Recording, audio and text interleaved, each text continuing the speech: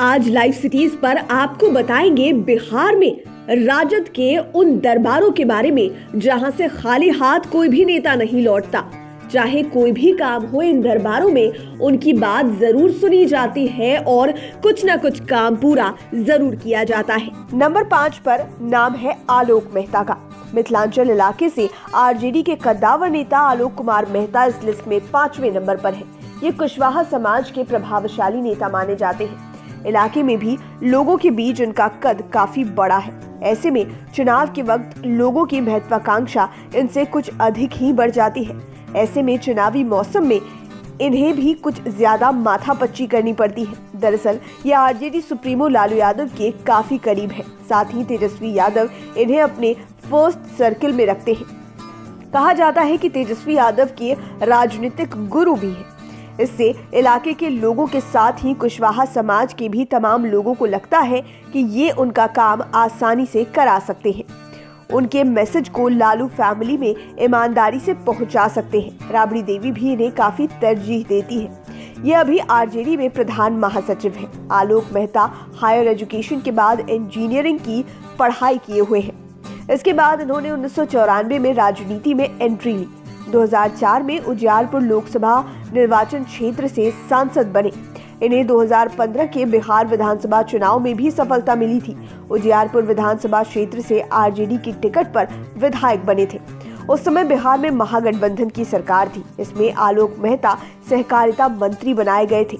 जब तक महागठबंधन की सरकार रही तब तक ये मंत्री रहे। राष्ट्रीय जनता दल के संस्थापक सदस्यों में शामिल आलोक मेहता परिवहन, पर्यटन और संस्कृति से संबंधित समितियों के सदस्य रहे हैं। युवा राजद के राष्ट्रीय महासचिव भी रह चुके हैं। आलोक मेहता को म्यूजिक, कविता लिखना, ट्रैवल करना, इनोवेशन, पैनल डिस्कशन आदि में विशेष रुचि है। साथ ही मिथिलांचल में कुशवाहा जाति के ये सिरमौर भी माने जाते हैं। ये अपने पिता तत्कालीन मंत्री दिवंगत तुलसीदास मेहता की विरासत को और अधिक समृद्ध कर रहे हैं। अब बात नंबर 4 की। आरजेडी के एमएलसी है सुनील कुमार। ये इस लिस्ट में नंबर 4 पर है। ये पार्टी में राजपूत के प्रभावशाली नेता माने जाते हैं। सारण जिले से आने वाले सुनील कुमार सिंह शुरू से ही पैक्स की राजनीति करते रहे हैं। सहकारिता के रास्ते इन्होंने पॉलिटिक्स में एंट्री की है। धीरे धीरे इनकी पार्टी में गहरी पैठ बन गई है। आज ये लालू यादव के साथ ही राबड़ी देवी और तेजस्वी यादव के भी खासम खास है और इतने खास कि आरजेडी में इन्हें कोषाध्यक्ष की बड़ी जिम्मेवारी दे दी गई है। सुनील सिंह ने अपनी प्रारंभिक पढ़ाई बिहार शरीफ से की। बिहार शरीफ से ही मैट्रिक, इंटर तथा ग्रेजुएशन की डिग्री ली। पीजी की पढ़ाई मगध यूनिवर्सिटी से करने के बाद वीर कुंवर सिंह यूनिवर्सिटी से डॉक्टरेट की उपाधि भी ली। इस तरह ये सुनील कुमार सिंह से डॉक्टर सुनील कुमार सिंह बन गए। जिंदगी की गाड़ी खींचने के लिए पहले सुनील सिंह ने लोहे का बिजनेस शुरू किया। फिर पीएचडी की डिग्री लेने के बाद ये नालंदा महिला कॉलेज में लेक्चरर बन गए। स्टूडेंट्स के साथ ही पूरे समाज के लिए कुछ करने की चाहत ने इन्हें राजनीति की मुख्य धारा में जोड़ दिया। ये 29 मई 2003 में पहली बार बिहार की शीर्ष सहकारी संस्था बिस्कोमान के अध्यक्ष बने। बिस्कोमान के अध्यक्ष पद पर इस बार ये 5वीं बार काबिज हुए। इसी बीच ये 2008 में सहकारी संस्थाओं से भी जुड़ गए। बिहार से लेकर दिल्ली तक के सहकारी संस्थाओं की इन्हें जिम्मेवारी मिली। 2012 में ये विपणन सहकारी की शीर्ष संस्था नेफेड के वाइस चेयरमैन भी बने। सारण जिले में स्थित डुमरी बुजुर्ग पैक्स के कई टर्मों से अध्यक्ष बनते आ रहे हैं। खास बात कि पूरे देश में 95,238 पैक्स हैं, जिनमें से सबसे अधिक 8,500 सदस्यों वाला पैक्स डुमरी बुजुर्ग है। इस पैक्स क्षेत्र से सुनील सिंह निर्विरोध जीतते आ रहे हैं। बिहार और आरजेडी में इनका राजनीतिक कद तब तक और अधिक बढ़ गया जब 2020 में ये एमएलसी बन गए। लालू फैमिली के खास नजदीकी होने की वजह से ये लोगों के बीच इनका प्रभाव काफी बढ़ गया है। आरजेडी के टॉप 5 दरबारों में जगदानंद सिंह तीसरे नंबर पर है। ये अभी आरजेडी में प्रदेश अध्यक्ष की जिम्मेवारी संभाल रहे हैं। भोजपुर बेल्ट में इनके प्रभाव को कोई इग्नोर नहीं कर सकता है। ये जाति के साथ ही जमात के भी नेता माने जाते हैं। राजनीति में इनकी निष्ठा की दुहाई दी जाती है। ये सिद्धांत की राजनीति करते हैं। सच्चे लोगों का साथ छोड़ते ही नहीं है, गलत लोगों को अपने साथ जोड़ते नहीं है।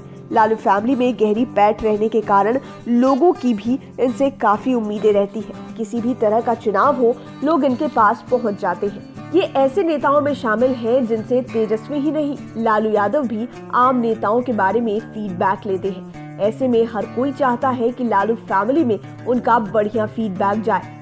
पार्टी में इनके वर्चस्व का अंदाजा इसी से लगाया जा सकता है कि लालू यादव कोई भी निर्णय इनकी सलाह के बिना नहीं लेते।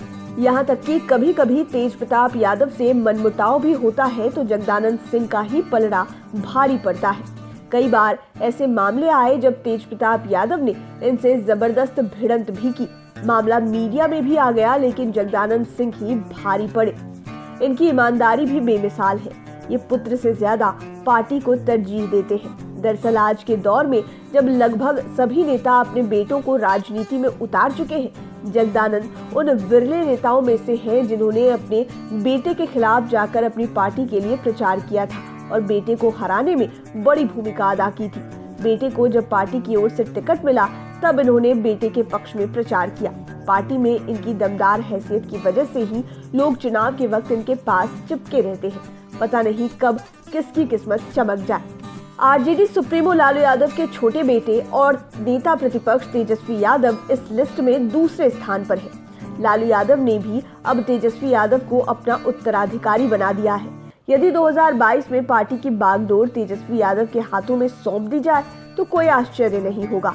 तेजस्वी यादव हैं तो अभी महज 32 साल के, लेकिन इनकी राजनीतिक महफिल में एक से बढ़कर एक दिग्गज शामिल है। लेकिन हर कोई इन्हें आरजेडी का नेता मान चुका है। ऐसे में चुनाव के समय टिकट मिलने की बात हो या फिर कोई अन्य काम, लोगों की टकटकी तेजस्वी की ओर लगी रहती है। लोग भी मानते हैं कि तेजस्वी की मुहर लग गई तो फिर उनका टिकट कोई नहीं काट पाएगा। राजनीति में एक से बढ़कर एक दांव चलने वाले तेजस्वी यादव को पहले क्रिकेट से लगाव था। ये लोकल क्रिकेट में चौके छक्के लगा चुके हैं। जब ये 19 साल के थे तब ये आईपीएल के लिए सेलेक्ट भी हुए। ये 2008 और 2012 तक दिल्ली डेयरडेविल्स टीम का हिस्सा रहे, लेकिन इन्हें खेलने का मौका नहीं मिला। ऐसे में खेल में अपना भविष्य नहीं देखकर इन्होंने राजनीति में एंट्री ली। 2015 में राघोपुर से विधायक बने। उस समय महागठबंधन में जेडीयू भी शामिल था।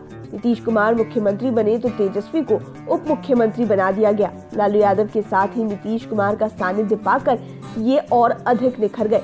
2017 में जब महागठबंधन की सरकार गिर गई और नीतीश एनडीए की ओर से मुख्यमंत्री बने, तब तेजस्वी यादव नेता प्रतिपक्ष बनकर राजनीति में सीएम के पैरेलल आ गए। तेजस्वी ने 2020 के विधानसभा चुनाव में अपनी ताकत का एहसास भी सबों को करा दिया। उन्होंने जिस तरह लालू की अनुपस्थिति में चुनाव लड़ा और आरजेडी को सबसे बड़ी पार्टी बना दिया, इससे इनकी ताकत का एहसास विरोधियों के साथ ही पार्टी के अंदर के भी लोगों को हो गया है। आरजेडी सुप्रीमो लालू यादव ने कहा है कि यही हमारा उत्तराधिकारी है। लालू ने यह भी कह दिया कि बिहार के लोगों ने तो तेजस्वी को सीएम मान भी लिया है। अब बात करते हैं नंबर 1 की। इस लिस्ट में पहले नंबर पर है आरजेडी सुप्रीमो लालू यादव खुद। लालू यादव बिहार की राजनीति के सबसे चहेते नेता हैं। अपनी सहज राजनीतिक समझ और अद्भुत नेतृत्व क्षमता के कारण ये देश भर में लोकप्रिय है। लालू यादव छात्र जीवन से ही राजनीति में बहुत सक्रिय रहे हैं। ये राजनीति के क्षेत्र में लोकनायक जयप्रकाश नारायण, जननायक कर्पूरी ठाकुर जैसे नेताओं से बहुत प्रभावित रहे हैं। साल 1970 में ये पटना विश्वविद्यालय छात्र संघ के महासचिव चुने गए थे। इमरजेंसी के बाद 1977 में कांग्रेस विरोधी लहर में लालू यादव ने लोकसभा का चुनाव जीता। 1990 में बिहार के मुख्यमंत्री बने। ये 7 वर्षों तक मुख्यमंत्री की कुर्सी पर काबिज रहे। 23 दिसंबर 1990 को इन्होंने लालकृष्ण आडवाणी को रथ यात्रा के दौरान गिरफ्तार करने का आदेश दिया। इस फैसले ने राजनीति में इन्हें और मजबूत बना दिया, लेकिन चारा घोटाले के मामलों ने लालू यादव की मुख्यमंत्री वाली कुर्सी छीन ली। चारा घोटाला मामले में सजा सुनाए जाने के बाद इन्होंने अपनी पत्नी राबड़ी देवी को मुख्यमंत्री बना दिया। चारा घोटाले की वजह से इन्हें कई बार जेल जाना पड़ा। फिलहाल ये जमानत पर बाहर है। इसी बीच ये केंद्र की यूपीए सरकार में रेल मंत्री भी बने। रेलवे को घाटे से उबार कर फायदे में ले आए। इन्हें इंडियन रेलवे के प्रबंधन और प्रशासन को एक नई ऊंचाई पर ले जाने के लिए जाना जाता है। लालू यादव की ओर से रेलवे में लाया गया यह परिवर्तन भारत के प्रमुख प्रबंधन संस्थानों के साथ ही दुनिया भर के बिजनेस स्कूलों में भी शोध का विषय बन गया। इसलिए लालू यादव को सबसे चर्चित रेल मंत्री भी माना जाता है। इन सबों के बाद भी इनकी लोकप्रियता बरकरार है। इनकी सभाओं में जुटने वाली भीड़ से इनकी लोकप्रियता का सहज अंदाजा लगाया जा सकता है। और जहां तक चुनाव के वक्त टिकट मिलने की बात है तो आज भी अंतिम मुहर लालू यादव की ही लगती है। लालू की हाँ को आरजेडी में कोई ना नहीं कर सकता, चाहे वो तेजस्वी ही क्यों ना हो या फिर राबड़ी देवी। पार्टी के नेताओं के बीच जब कोई बात बिगड़ती है तो उसे संभालने वाले भी लालू ही रहते हैं। लालू यादव आज भी पार्टी के सर्वमान्य नेता हैं, इसलिए लोग दुआ करते हैं कि इस दरबार में उनकी भी बात बन जाए। उम्मीद है ये वीडियो आपको पसंद आया होगा। इसी तरह के और वीडियोस के लिए आप लाइव सिटीज को सब्सक्राइब कर लें, फेसबुक पेज को लाइक करें, साथ ही साथ आप हमें ट्विटर पर भी फॉलो कर सकते हैं। धन्यवाद।